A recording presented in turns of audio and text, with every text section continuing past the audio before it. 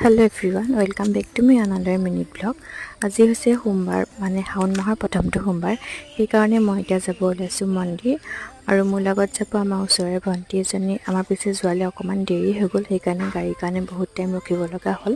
আৰু আমি আহিছো আজি হাতীগড় দেৱালয়লৈ আৰু এই যে মই পিন্ধি আহিছো কাপোৰযোৰ এইযোৰ মই নিজে বনাইছিলো আপোনালোকে বাৰু শাওন মাহৰ ব্ৰত ৰাখিছেনে মই কিন্তু ৰাখিছো মই শুনামতে এইটো মাহত বিলে ব্ৰত ৰাখিব পাৰিলে আমাৰ কাৰণে খুব ভাল আৰু অলপ পাছতে আমি মন্দিৰ পালোহি দোকানৰ পৰা ধূপচাকি কিনি ললো